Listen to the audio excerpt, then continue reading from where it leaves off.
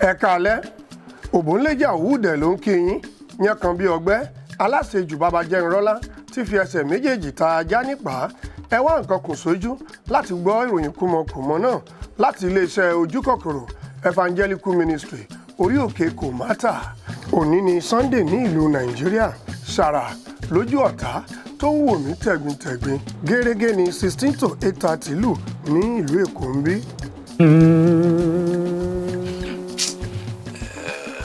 Right. What about it? Ẹ kú oríire! Genesis Global yóò pín ìbọn oníke fún àwọn ààfin only ní ìlú Alágbàdo ní ẹ̀gbẹ́ Alákùkọ fún ọdún Kérésìmesì. Kò tẹ́lẹ̀ rí òtítọ́ ni àjọra wa bí ìmúmú ṣùgbọ́n ọkọ olóyún kì í ṣe dádì mi. Tóyìn Àyímakù ló sọ bẹ́ẹ̀ kí ó tó lọ sí ìlú Mẹ́kà. O mọ̀ ní sórí burúkú àti bí ìsánọ́mọ̀ ló yẹ ká ti kó èso ogun. Aṣíwájú ti gbà láti jẹ ààrẹ orílẹ̀-èdè Nàìjíríà on one condition. Bọ́lá Ahmed Tinubu sọ wípé àyàfi bí Síkírátù Sìǹdòdó bá gbà láti ṣe first lady fún òun.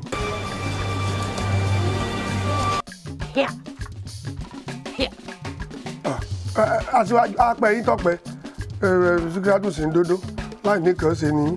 Tọ́rọ̀ wọn bá gba kóńdó ayọ̀ kóńdó tiwọn. Ọmọ orogun ló yẹ kó yọ sí wọn. Èmi ni mo bí Fẹ́mi Adébáyọ̀ tẹ́lẹ̀. Ọ̀gá Bello ya aláìmoore ni. Adéwálé Ẹlẹ́sọ̀ ẹnu ń jáwáyà ló sọ bẹ́ẹ̀ níwájú Dr. Bẹ́ẹ̀kọ́ Franson Kuti ní ọdún 1950. Ó ti ní gbogbo tó wọnú bíbá. Anyway, mo fẹ́ máa dá sí ọ̀rọ̀ òṣèlú. Ìròyìn kúmọkùmọ lẹ̀ ń gbọ́, ẹ má dá òtẹ̀. Ṣé ẹ ti gbọ́ nípa Dan and Den ní ìlú London? Dan and Den níbi tí ẹ ó ti rí oríṣiríṣi oúnjẹ Nàìjíríà rà. Kí lẹ fẹ́ àbí spiritual material ẹ lọ sí Dan and Den ní ìlú Peckham ní kò jìnnà sí London.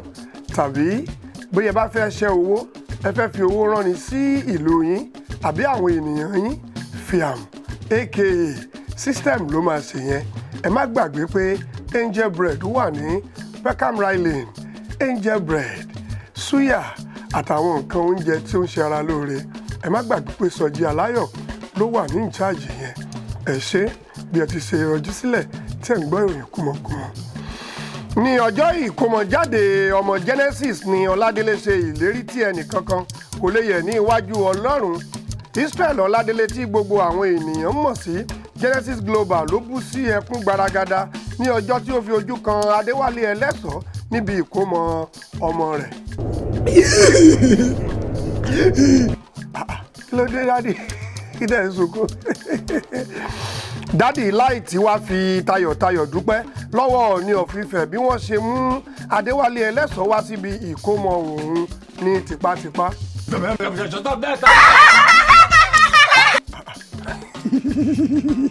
Tipátipá báwo? Wọ́n sọ di mímọ̀ wípé nítorí wípé àwọn kò rí ààfin tí ó ń jẹ mọ́sàrí níbi ìkómọ. Àwọn ààfin náà máa ń jàlùbọ́sà wọn kàn kì í jẹ́ níta ni. Ohun ìjọnilójú yìí ló mú kí Genesis ṣe oore kàǹkà tí ó pa eégún kan lẹ́rìn-ín ní iwájú Aláàfin. You lack what they call quarantina.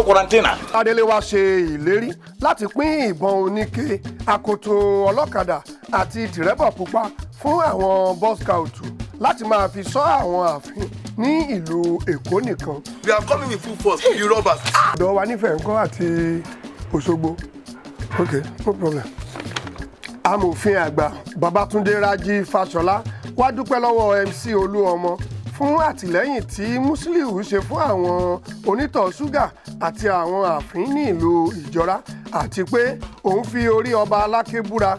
Mínísítà sọ gbangba pé àwọn kò rí ààfin tí ọ̀kadà gbá rí ní Nàìjíríà títí dé òkè òkun.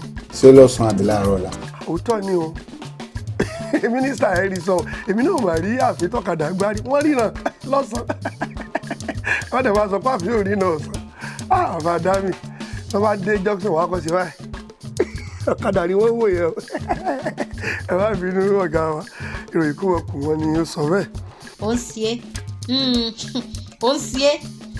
Yorùbá bọ̀ wọ́n ní orí kì í pọ̀ lọ́jà ká má mọ̀ ti ààfin kò jẹ́ bí ó ṣe jẹ́ fún ìròyìn kúmọkùmọ ti ọ̀sẹ̀ yìí ìyókù tún di ní ọjọ́ méje ṣé ẹ gbàgbé Danaden tí mo sọ fún yín ní ìlú Peckham ohun gbogbo tí ẹ bá fẹ́ rà tí ó bá jẹ́ ti ìlú Nàìjíríà ẹ lọ sí Dan&Den ní ìlú Peckham bí ẹ bá fẹ́ rán aṣọ ìgbàlódé bí eléyìí tí ó wà ní ara wa yìí ẹ lọ sí Kinso Culture Fashion Design ní kìlómítà 7 Owódé Ìdíròkò Road Rainbow Bus Stop before Winners ní Sango ní ìlú Ọ̀tà ẹ̀rọ ìbánisọ̀rọ̀ tí ẹ lè pè wọ́n sí ní 0705 330 5696 lẹ́ẹ̀kan sí 0705 330 5696. This is an opportunity for you to advertise your product.